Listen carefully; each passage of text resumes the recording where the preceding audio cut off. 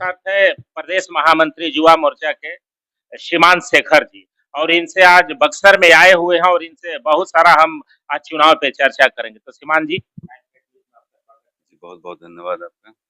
आप ये बताएं, आप बक्सर पहुंचे हुए, बक्सर भी आप घूम रहे, क्या लग रहा है इस बार?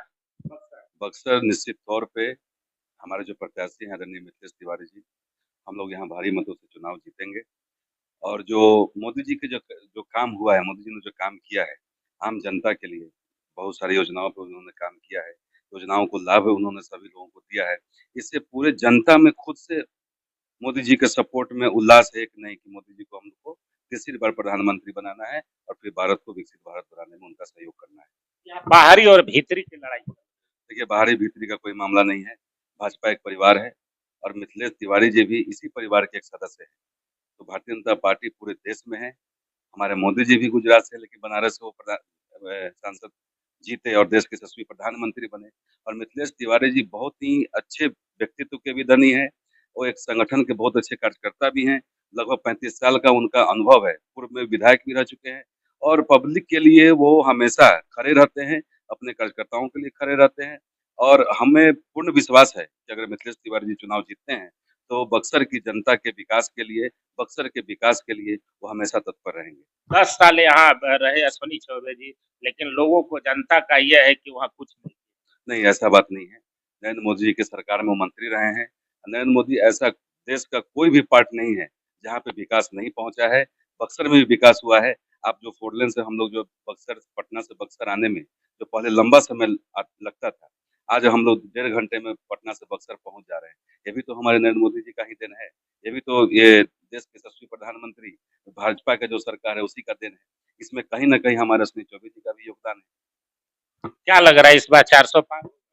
निश्चित तौर पे जो हम लोगों ने तय किया है, जो हमने संकल्प लिया है, भाजपा का 370 और एनडीए का 400 पार निश्चित तौर पे हम लोग करेंगे और पूरे देश में मोदी जी के प्रति समर्थन है, वो मोदी जी पे विश्वास है। निश्चित तौर पे हम लोग इस 2024 का चुनाव 400 पार से भी जीतेंगे और तीसरी बार देश के यशस्वी प्रधानमंत्री शपथ ग्रहण भी करेंगे और देश को विकसित भारत बनाने का जो उनका जो संकल्प है, निश्चित तौर पे हम लोग पूरा करेंगे। लेकिन गठबंधन के तो लोग कह रहा है कि अगर 400 पार अगर आप करते हैं तो संविधान पे खतरा है। ऐसा कोई बात नहीं है, संविधान पे कोई खतरा नहीं है। हम पहले भी पूर्ण बहुमत पे थे। ऐसा नहीं है कि 400 पार आएँगे तभी संविधान में कुछ बदलाव होगा।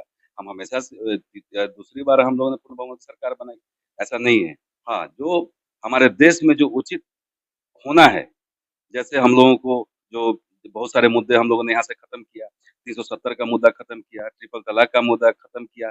ऐसे भी बहुत सारे देश के मुद्दे हैं, देश को एकजुट रहने के लिए, देश को जाति-पाति में ना बँटकर सिर्फ़ एक देश का एक नागरिक बनने के लिए, वन नेशन वन नागरिक हो, इसके लिए हम लोग भारतीय जनता पार्टी की तीसरी सरकार बनेगी, तो इस पे ज़्यादा प्रयास किया जाएगा। लालू जी तो कह रहे हैं कि इस बार मुसलमानों को फुल आरक्षण। भारतीय जनता पार्टी के यशस्वी प्रधानमंत्री है, उन्होंने उनका भाषण आपने सुना होगा। तो जब भी भाषण दिए हैं, तो अपने 140 करोड़ देशवासियों का उन्होंने संबोधन किया है।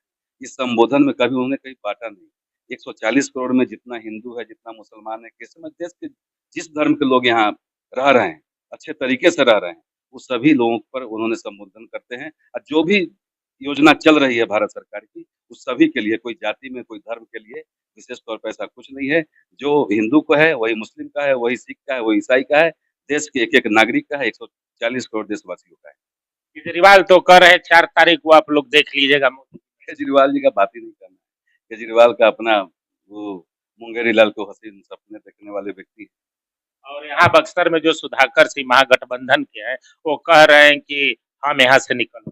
सुधाकर सिंह यहाँ से चुनाव नहीं जीत रहे हैं। हम लोग अभी पूरा बक्सर भी घूमे हैं, बहुत जगह गए हैं।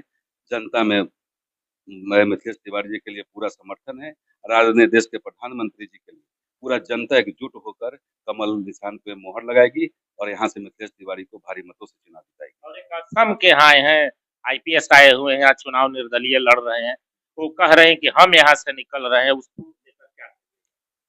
चुनाव में वो नहीं है।